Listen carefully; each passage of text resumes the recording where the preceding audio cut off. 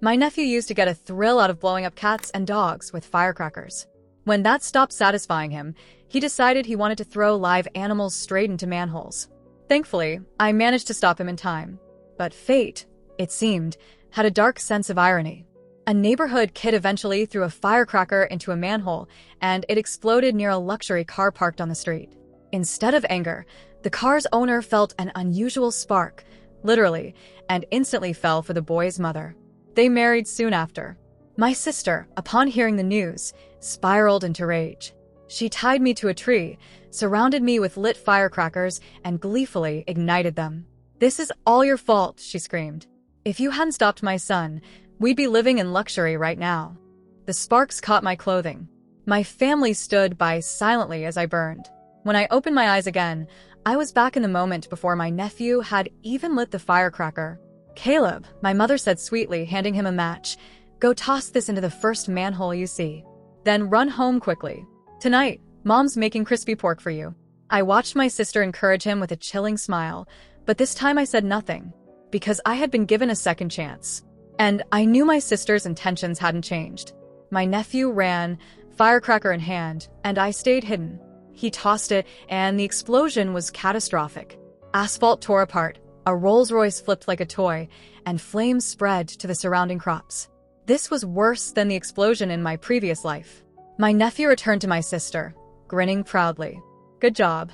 Soon, Mom will find you a rich dad, and we'll be living in luxury."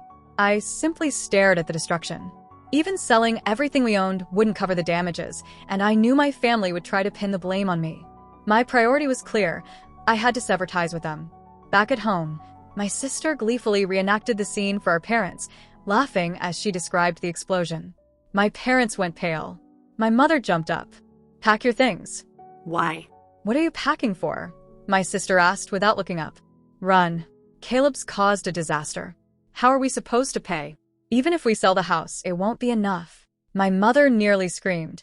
My sister just smirked. "Relax, Mom. We won't lose money. We're about to get rich." Confused, my parents listened as she explained. "The Rolls-Royce owner is a wealthy, single man. Dress up, apologize, and act vulnerable. He'll fall for me, and Caleb will be married into wealth. Luxury awaits us all." My mother's eyes lit up. "Do you really think it will work?" "Of course," my sister said confidently. When they finally noticed me, their expressions turned sharp. "All you do is wander outside all day. You never help with Caleb, never cook, just eat," my mother snapped, yanking my ear. "You can't live here for free. $10,000 or you're out," my father added. I had only returned home 3 days prior, but each morning began with dawn chores on the farm. Cooking was off limits, since my last attempt ended in ridicule. I handed my parents envelopes of cash daily to show I wasn't freeloading. But memories from my past life haunted me. I could still feel the tree bark scraping my back, the fire, my sister's smug grin, and my nephew's laughter as they tormented me. I shivered at the memory of my body engulfed in flames, begging my parents to save me. Their faces had been cold and unforgiving as they watched. In this life, I couldn't hold back. I cried, revealing my plight. "Mom, Dad, I'm sick. My medical bills are enormous. I've borrowed tens of thousands just to survive. Can you help?" Their expressions shifted instantly. "We have no money to spare," my father said sharply. "Uremia," I whispered between sobs. My mother paled. She pulled my father aside. "Regular dialysis costs a fortune. If it worsens, a kidney transplant will be even more expensive. We can't let her die, but we can't waste money either." Returning, my parents tried to remain firm, but I put on my best pitiful act. "You won't abandon me, will you? You've brought shame with your actions. From now on, you're no longer our daughter," my father declared. "Then let's make it official," I said, secretly thrilled. I drew up severance papers and we all signed. Outside, chaos had erupted. Flames consumed the fields, reaching as far as the eye could see. The fields that were now engulfed in flames belonged to the village chief. The crops were moments from complete destruction, and the fire trucks were still nowhere in sight. Villagers rushed to help, but the fire spread too quickly. Every bucket of water felt like a single drop in an endless sea. In front of the overturned Rolls-Royce, its owner stood rigid, face tight with barely contained anger. My sister, however, had already perfected her act, flawless makeup, a carefully chosen dress that made her appear delicate and helpless. She approached him cautiously, voice trembling just enough to sound genuine. "Sir, I am so sorry. My son was playing with firecrackers and accidentally threw one into the manhole, causing this," she said, her voice quivering. Tears glistened in her eyes. "His father passed away when he was young. I've raised him alone, and this is entirely my fault. I will compensate you for the car, whatever it costs. Even if I must sell everything I own, I will make it right." She handed him a slip of paper with her phone number. "Here is my number. Please call after assessing the damage." The man glanced at it and replied flatly, "Let's exchange numbers. It'll be easier to stay in touch."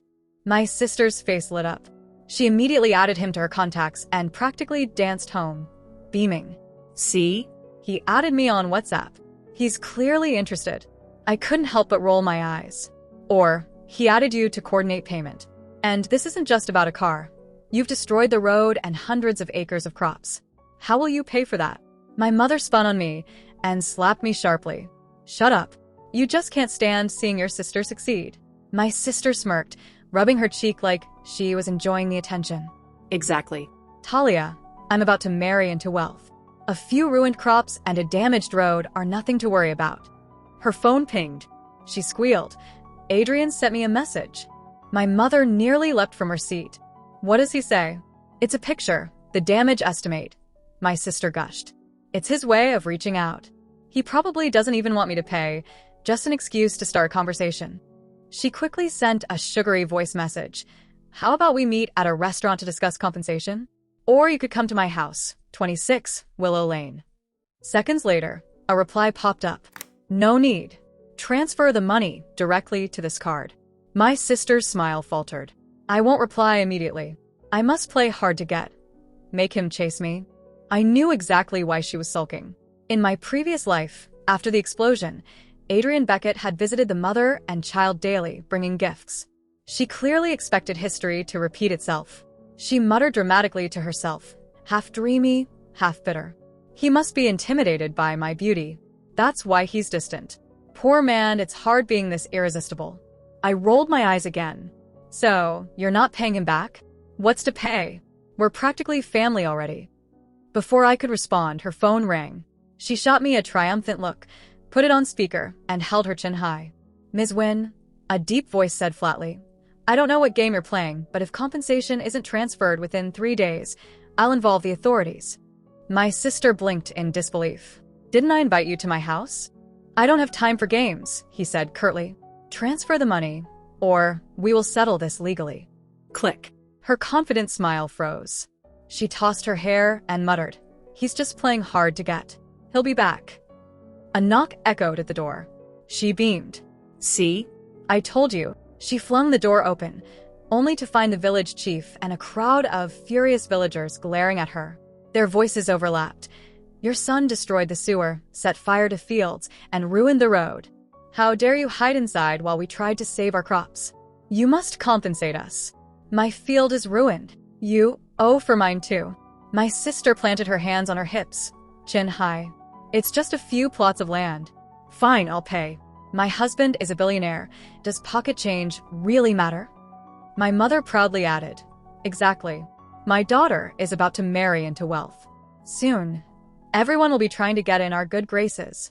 The villagers exchanged skeptical looks. The village chief folded his arms. "A billionaire husband, huh? Let's see him.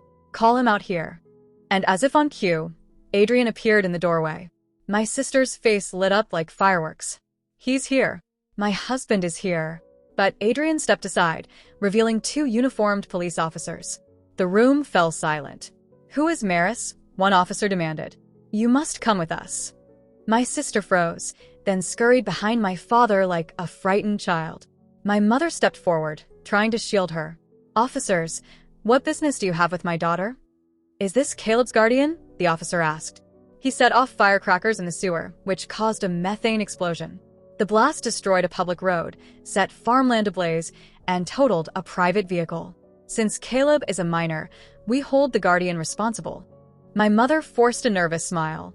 "There's no need for station visits. We can settle this privately." "Already attempted," The officer interrupted. Mr. Beckett tried, but Ms. Wynne refused to provide compensation. This matter will now be handled officially. My sister stepped forward, flustered. I didn't refuse. I said from the start I would pay. She spun toward Adrian accusingly. Why involve the police? This is a private family matter. Adrian's expression turned cold, disgust plain in his eyes. Family matter? Who do you think you are? Stop pretending. We are not connected in any way. Undeterred, my sister's face glowed with delusion. I understand now. You were too shy to come to my house alone, so you brought the police as an excuse. You feared I'd reject you. Don't worry, I like you too. Adrian's eyes widened in disbelief, then hardened into irritation. Are you insane? You think I like you? Your son destroyed my car. If I liked you after that, I'd have to be brain dead. Her face twisted in shock. You don't like me? That's impossible. You're just embarrassed because everyone's watching.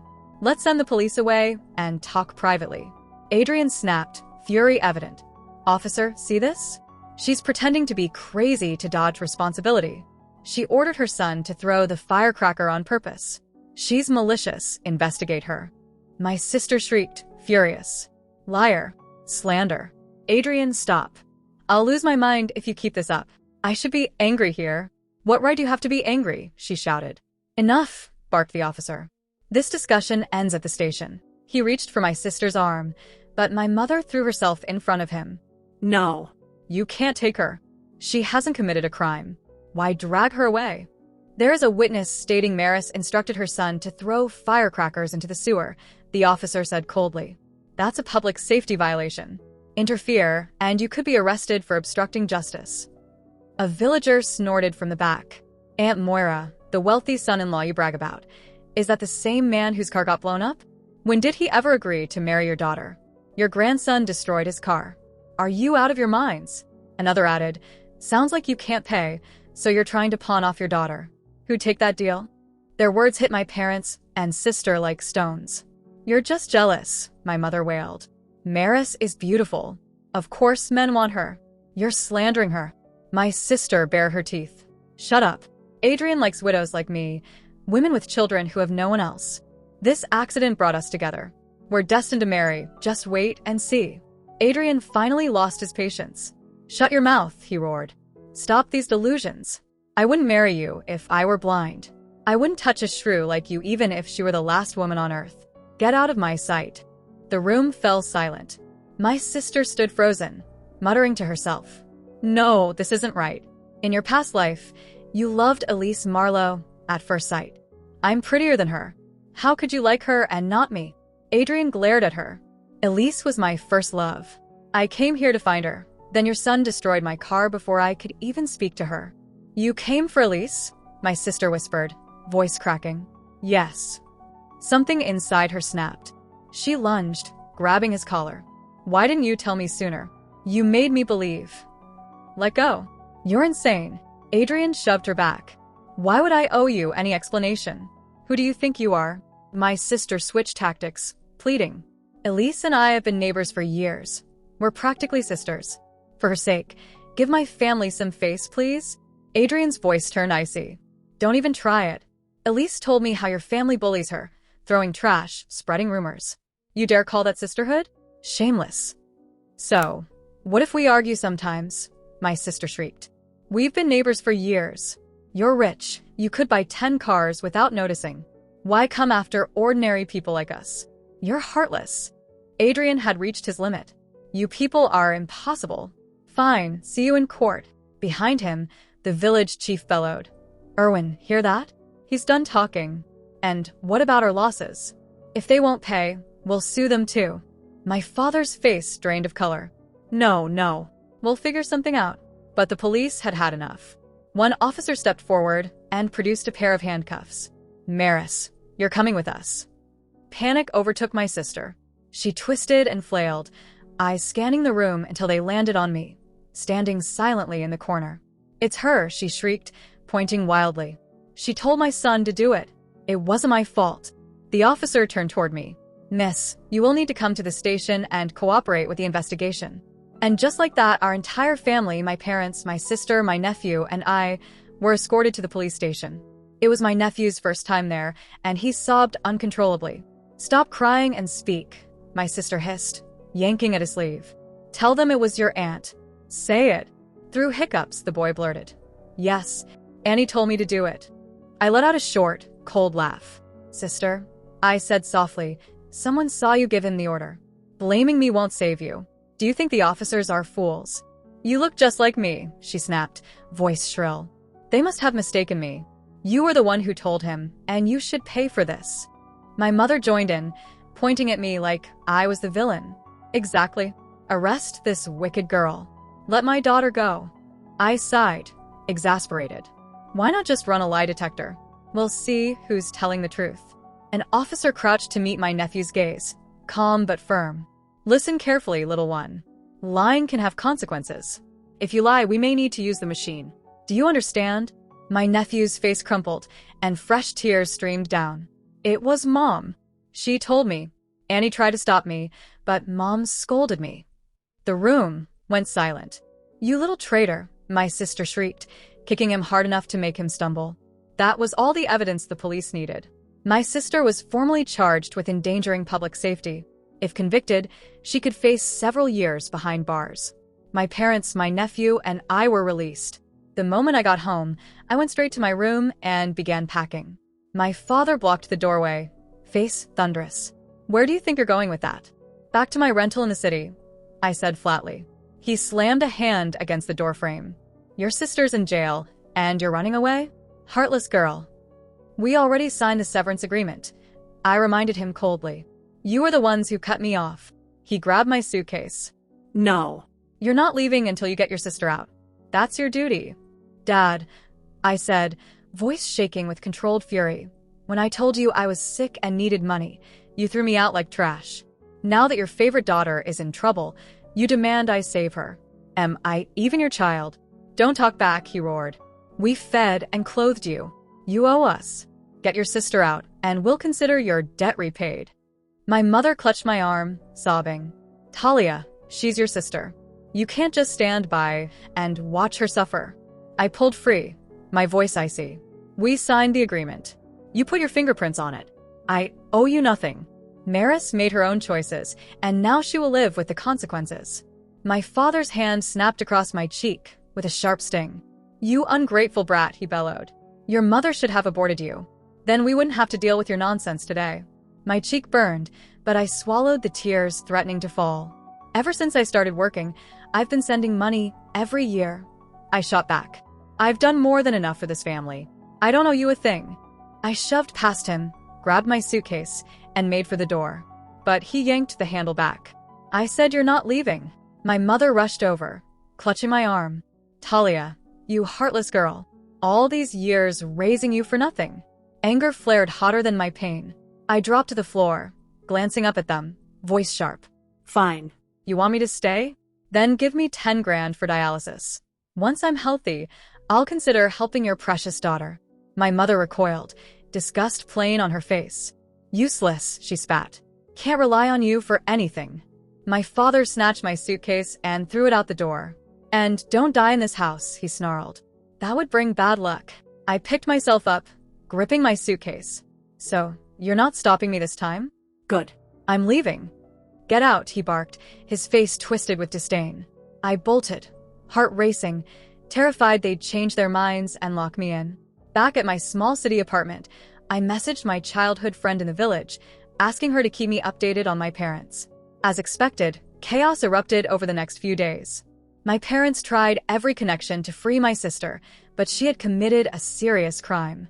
No amount of begging could save her. The village chief and furious farmers appeared at our doorstep daily, demanding compensation for the crops, the road, and the destroyed property. Desperate, my parents tried selling the house and land, but even that wouldn't cover the debt. My sister would still face prison, restrictions, and a tainted reputation. My nephew's future was at risk, too. When my friend told me that my parents' hair had turned completely white overnight, I felt nothing, no pity, no sympathy. This was justice. Then one evening, coming home from work, my blood ran cold. They were sitting on the steps outside my building, my nephew cradled in their arms. Somehow, they had followed me to the city. And then I remembered I had once given them my address, asking them to send something. Mom, Dad, what are you doing here? My mother looked at me with a pitiful expression. Talia, we have nowhere to go. We sold the house and land. We have nothing left, no roof over our heads. We had no choice but to come to you. My stomach tightened. I should have moved months ago. The moment I unlocked the door, they rushed inside, as if afraid I'd shut them out. I didn't waste a second. I began packing. What are you packing for? My mother demanded, voice sharp. This apartment is too small, I said flatly. There's no space for 4 people. I'm moving into my office. The lease was about to expire anyway. They could stay or rot here, as far as I was concerned. My mother grabbed my wrist, tears streaming. Talia, you won't abandon us, will you? I know I treated you badly before, but we're still family. Raising you wasn't easy. Don't turn your back now. How do you expect me to take care of you? I said, voice icy. I've already given you this apartment. I have no money. I'm drowning in debt, and I'm done being your cash machine. She pushed my nephew toward me. I don't want your money, she said desperately. I just want you to take care of Caleb. Your sister's going to prison. He'll have no one left. He's just a child. Don't be so cruel. He still has his grandparents. You've taken care of him all this time. Besides, I can barely take care of myself. How could I possibly care for him? Before my mother could respond, a loud, urgent knock rattled the door. She jumped back. Who's banging like that? She cried. I went to open it and froze. 2 men barged in, each clutching thick wooden sticks, faces dark with menace. Talia, one barked, pointing his stick at me. When are you going to pay back the 80,000 you owe us? Brother, I don't have it right now, I said quickly, hands raised. Their gaze shifted past me to my parents, and they sneered, raising their sticks toward them. And who are these old folks? One demanded. My parents, I said sharply. They're not involved in this. Not involved? Look at them. Old and penniless. If you can't pay, let them. My parents shrank back in fear. My father tried to protest, voice trembling. We don't have any money, and we've cut ties with Talia. Leave us alone. If you've cut ties, why live under the same roof? The man pressed. I'm moving soon, I stammered, voice shaking. Give me a few more days. I promise I'll pay. The man lowered his stick slightly. Half a month. Failed to pay by then, and I'll collect in other ways. I will. I swear I will. When they finally left, my parents still looked pale and shaken. See, I said, clutching my luggage. Even if I wanted to care for Caleb, could you really trust me? Those people won't leave me alone. Just stay here for now, my mother said weakly. Maybe they won't return. And don't come looking for us at the company. If they know we're connected, they'll come after us too. Both my parents nodded vigorously, fear written all over them. Once I left, I called my best friend. You were perfect just now. Dinner's on me tonight, I said with a grin. The truth was I was healthy and I didn't know a cent. Earlier, seeing my parents waiting by the door, I had staged the whole scenario with my friends helped to finally get them off my back. But the very next day, a new nightmare appeared. The village chief and half the villagers stormed my company gates, shouting for me to come out. Talia, the chief roared, red-faced. When are you going to compensate us for our losses? Yes. Pay up, villagers echoed angrily. Our entire year's harvest depended on that land, and Caleb ruined it. How are we supposed to survive next year? I took a deep breath, forcing my tone even. Village chief, uncles, aunts, if you want compensation, take it up with my sister or my parents. I have nothing to do with this. Why should I pay? Your parents told us to come to you, the chief snapped. You'll cover the damage. I opened my bag, pulling out the severance agreement, holding it up. I cut ties with my family long ago. Their problems aren't mine. The chief glanced at the paper and tossed it aside. This nonsense isn't recognized by the law, he said. Then know this, I replied, voice icy. Caleb's only legal guardian is my sister, not me. If you think I'm responsible, take me to court. I'll abide by the ruling. But until then, stop harassing me. The villagers erupted, calling me heartless, unfilial, and worse. I stood firm, refusing to let them guilt me into shouldering someone else's mess. I folded my arms and let the villagers vent their rage. Honestly, even if I wanted to pay, I didn't have a fraction of the money they demanded. The village chief's voice thundered across the courtyard. Where's your boss? Get him out here. How can a company let an employee like you get away with this? Village chief, I said coolly. Even if you get me fired, I'll find another job. But if you keep harassing me, I'll post this online and let everyone see who's truly in the wrong. You ungrateful brat, he growled, raising a stick. I'll teach you a lesson your parents should have. He lunged, but before I could react, a firm grip yanked me behind someone. Whatever she owes, I'll cover it, a calm voice said. I blinked in shock. Rowan Beckett, the same chubby boy from junior high who used to sit behind me and tug at my hair.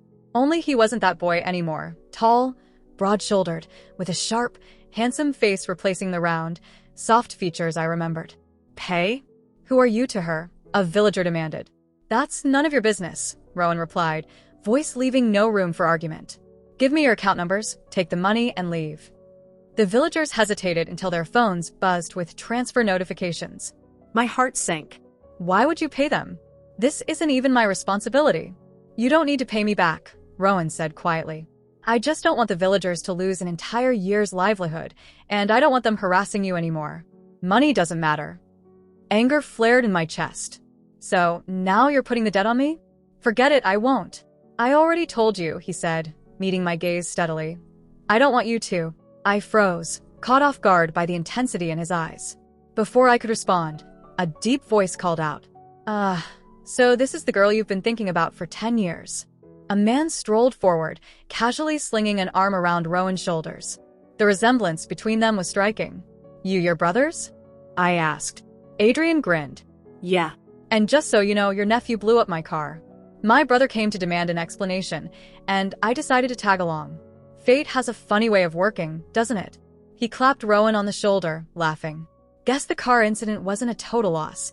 It helped my little brother find the girl he's been looking for all these years.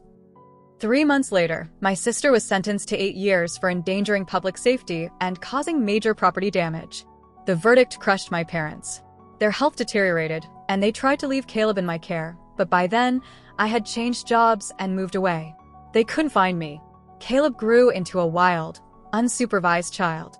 Meanwhile, Rowan pursued me relentlessly. His sincerity slowly broke down my walls, and eventually, I said yes. Later, I visited my sister in prison. Thin and pale, she glared at me with burning accusation. Talia, she shouted, grabbing the bars. Why didn't you stop Caleb from throwing those firecrackers? If you had, I wouldn't be here. I smiled coldly. Oh, I did stop him. And how did you repay me? By tying me to a tree and setting me on fire. Her face drained of color. You were reborn too? Of course, I said, voice icy. If someone as cruel as you gets a second chance, then God must have decided someone who died unjustly deserves one too. I lifted my hand, letting the 10-carat diamond ring glint in the light. See this? Rowan gave it to me. We're getting married soon. Her voice cracked. Who is Rowan? Rowan, I said slowly, savoring every word, is Adrian's younger brother. The billionaire family you spent your whole life dreaming of marrying into? I have it now. Thanks to you. If you hadn't ordered Caleb to destroy Adrian's car, I'd never have met him again. I smiled, victorious. So really, sister, I owe you everything. I pressed my hand against the glass, staring at my sister with a faint, cold smile. You know, I said softly, you ended up being the matchmaker between Rowan and me. If it weren't for all the chaos you caused, we'd never have met. I suppose I should thank you. After all, I'm marrying into a wealthy family because of you. Her face contorted with rage, her eyes wild. Why? Why does everything come so easily to you while I lose everything? Maybe, I said gently, that's just fate. I paused, letting the words sink in. Oh, and one more thing. Our parents are very ill. They probably don't have much time left. Caleb is still a child. I've decided to send him to an orphanage where he'll have someone who can actually care for him. No, she screamed, pounding on the glass. You can't do that to my son. That's not your decision anymore. I said, my voice steady. She slammed harder and harder until the guards rushed in. One stunned her with an electric baton, and she collapsed to her knees, trembling, still cursing me as they dragged her away. A few days later, I received the call. My sister was dead. She had taken her own life, repeatedly banging her head against the walls of her cell. The guard said she kept muttering about wanting another chance, another life. I couldn't help but smirk. How pitiful. Later, I visited the hospital where my parents were being treated.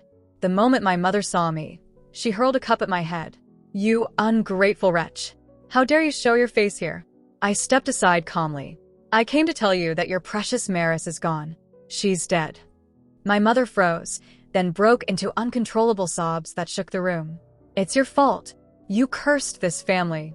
If it weren't for you, none of this would have happened." On the bed, my father struggled to breathe through the oxygen mask. Before he could speak, the monitor began to scream.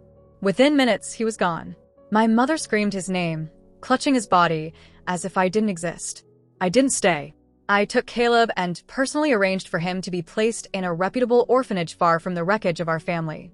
As for my mother, I didn't care whether she survived or not. Months later, Rowan and I celebrated a wedding on a sun-drenched beach in the Maldives. Not a single relative from my mother's side was invited. Only my childhood friends and a few trusted colleagues witnessed the day. From that moment forward, I lived a life of wealth, freedom, and choice. The pain and humiliation of my past life were nothing more than a distant nightmare. This time, my future was mine alone, bright, free, and untouched by the poison of the past.